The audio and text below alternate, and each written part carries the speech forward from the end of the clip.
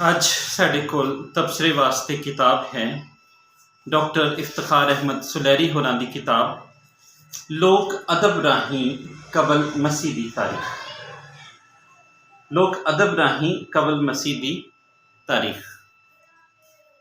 Doctor Iftikhar Ahmad ਸੁਲੈਰੀ Punjabi ਅਦਬ ਦੇ ਹਵਾਲੇ ਨਾਲ ਜਾਣਿਆ ਪਛਾਣਿਆ ਨਾਂ ਹੈ।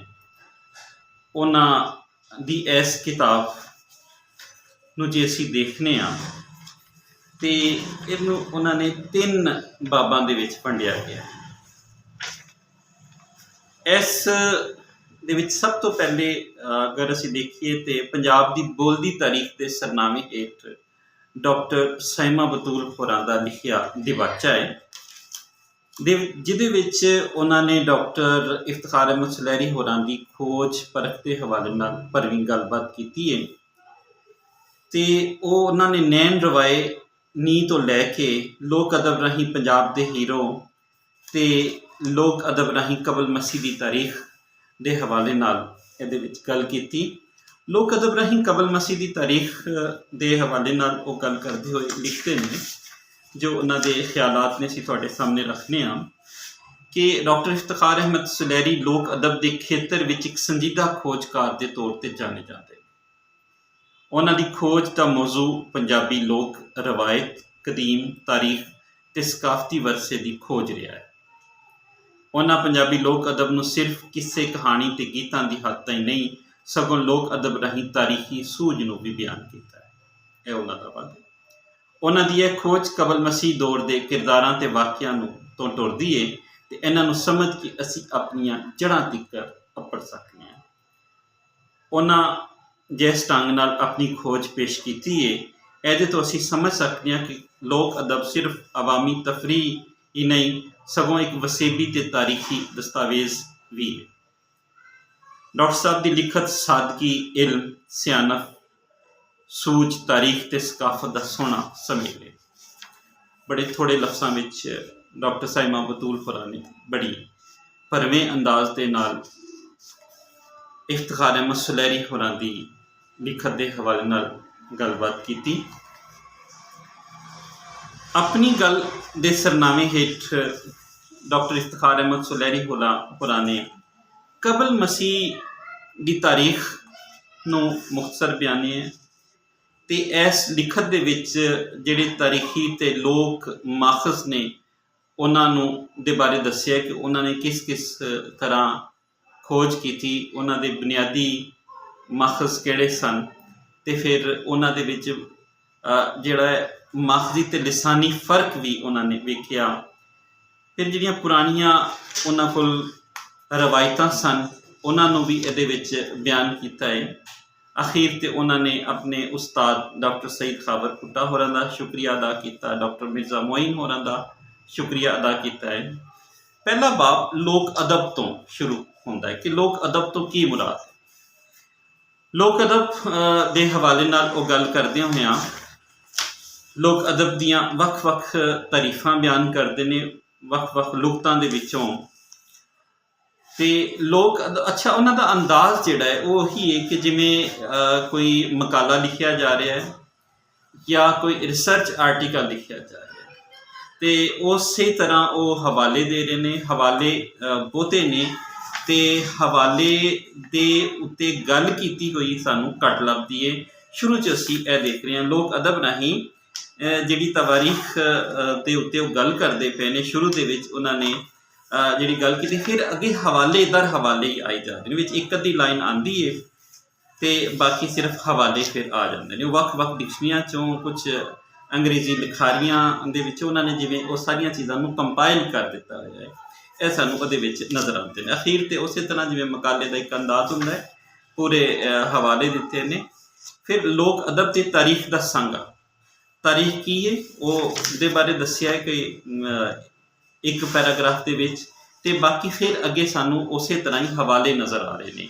ਹਵਾਲੇ ਦਰ ਹਵਾਲੇ ਵਿੱਚ ਇੱਕ ਹਵਾਲਾ ਆਉਂਦਾ, ਉਹਦੇ 'ਚ ਇੱਕ ਲਾਈਨ 'ਚ ਆ ਜਾਂਦਾ ਕਿ ਫਲਾਂ ਲਿਖਾਰੀ ਇਹ ਕਹਿੰਦਾ। ਫਿਰ ਅੱਗੇ ਅੰਗਰੇਜ਼ੀ ਦੇ ਹਵਾਲੇ, ਫਿਰ ਉਰਦੂ ਕਿਤਾਬਾਂ ਦੇ ਵਿੱਚੋਂ, ਪੰਜਾਬੀ ਕਿਤਾਬਾਂ ਦੇ ਵਿੱਚੋਂ ਉਹ ਹਵਾਲੇ ਆਈ ਜਾ ਰਹੇ ਨੇ।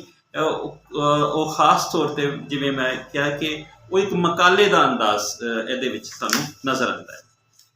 ठीक हो गया। हुण एक साडे कोल नज़र आ रहा है कि ये जे असीं गल करिए कि तारीखी ते तनकीदी हवाले नाल या खोज दे उत्ते डॉक्टर इफ्तिखार अहमद सुलैरी होरां ने अपने विचार जिहड़े सांझे कीते ने वो सानूं इहदे विच थोड़े घट नज़र आते हैं। ठीक हो गया। फिर कबल तीजा बाब जिहड़ा है वो साडे कोल कबल मसीह की तारीख। पहले दो बाबां दे हवाले नाल तुहानूं दसदा कि लोक अदब तो की मुराद है। पहला बाब सी, दूजा बाब सी लोक अदब ते तारीख दा सांगा। ठीक हो गया। ये उन्होंने तारीख के सोमे, जुबानी तारीख का नज़रिया, लोक अदब ते तारीख दियां सांझां, लोक अदब ते तारीख के वखरेवें के हवाले नाल गल कीती है। कबल मसीह की तारीख आर्या तो पहले का पंजाब कि आर्या तो पहले किहड़े किहड़े लोग बसते सन इत्थे, उन्हां दे हवाले नाल मिलदा है, वेरवा दिता गया है। फिर ये किधरे किधरे उन्होंने गल करते हुए थोड़ा जिहा अपने विचार जिहड़े ने वो सांझे कीते ने। जिवें कि वो कहते हैं कि तारीख के मुताले तो पता लगता है कि 1500 कबल मसीह के लागे आर्या ने पंजाब उत्ते हमला किया ते इत्थों के लोगों नूं धोखा दे के पंजाब उत्ते कब्जा कर लिया। इस मगरों हौली हौली वख टोलियां की शक्ल विच पंजाब विच अपने पैर जमांदे रहे ते अखीर इत्थे पिंड वसा के रहन लग पे। आर्या का असल वतन वस्त एशिया का इलाका सी ते उत्थों के लोग वाही बीजी करते सन। यह लोग उत्थे खुराक की कमी पारों अपना वतन छड्डण ते मजबूर हो गए। फिर यही गल नूं चलाते हुए अगे मुहम्मद आसफ खान होरां दा हवाला देंदे ने। उहदे विच गोल्डन चाइल्ड का हवाला देंदे ने कि आर्या दे बारे आन दी उन्हां दी राय है कि 2500 कबल मसीह तो इत्थे है। इत्थे इस हवाले नाल थोड़ा जिहा अपने विचार जिहड़े ने खोजकार नूं जरूर देने चाहिए सी, ताकि जिहड़ा पढ़न वाला है वो क्लीयर हो जाए कि यह गल किस हद तक सच्ची है। तो फिर 1500 कबल मसीह तो 2500 कबल मसीह का जिहड़ा वेरवा दिता गया, जिहड़ा दस्सिया गया एक पाठक नूं, एक पढ़न वाले नूं, उहदे विच की सच्चाई है तो एक की ख्याल उहदे च। इत्थे लिखारी ने वख जिहड़े ने खोजकार ने सानूं वो सिर्फ हवाले दे दिते ने। हुण गोश्त ना खाण का जिक्र लोक गीतां के हवाले नाल, लोक अदब दे विच बड़े सोहणे सोहणे उन्होंने मिसालां भी दित्तियां ने। जिवें कि असीं दसने आ कि नी मैं मोतियां चुन चुन दाल तरी, नी मैं लौंगां दा तड़का लाया, सईयो बारी बरसी सजन कर आया, नी मैं कढ़ कलेजड़ा आटा गुद्दा, नी मैं नैणा दा पानी लाया, सईयो बारी बरसी सजन कर आया। यह सानू हवाले नज़र आते हैं। 58 ते 59 सफ़े नंबर के उत्ते सानू लोक गीतां दे हवाले नज़र आ रहे हैं। लोक अदब फिर अगे लोक अदब ते महाभारत के हवाले नाल है।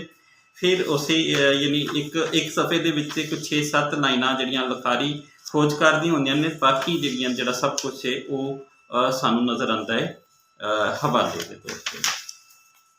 इस किताब के कुल सफ़े सानू नज़र आते हैं कि इस सफ़े ने 112 अखीर के उत्ते उन्होंने जिमें कि एक अंदाज़ होंदा है किसी आर्टिकल का या किसी मकाले का जिहड़ा MPhil PhD या BS के हवाले नाल या MA के हवाले लिखा जाता है। उस तरह उन्होंने दसिया कि उर्दू पंजाबी किताबां किहड़ियां वरतियां, अंग्रेजी किताबां किहड़ियां वरतियां गईयां ने। फिर इनसाइक्लोपीडियाज, लुगतां, तहकीकी मजले ते बरकी सोमे जिहड़े ने सारे सोमे जिहड़े ने वो वरते गए ने। लोक अदब राहीं कबल मसीह की तारीख डॉक्टर इफ्तिखार अहमद सुलैरी होरां दी किताब, मकतबा शाफी 13/1 शाफी चौक, करीम पार्क, रावी रोड, लाहौर तो यह किताब छाया हुई है। यह किताब 2026 दे विच छापे चढ़ी। इस किताब के 112 सफ़े ते मुल 1000 रुपया रखा गया है। लोक अदब राहीं कबल मसीह की तारीख डॉक्टर इफ्तिखार अहमद सुलैरी होरां दी किताब, उहदा सी टाइटल देखते हैं।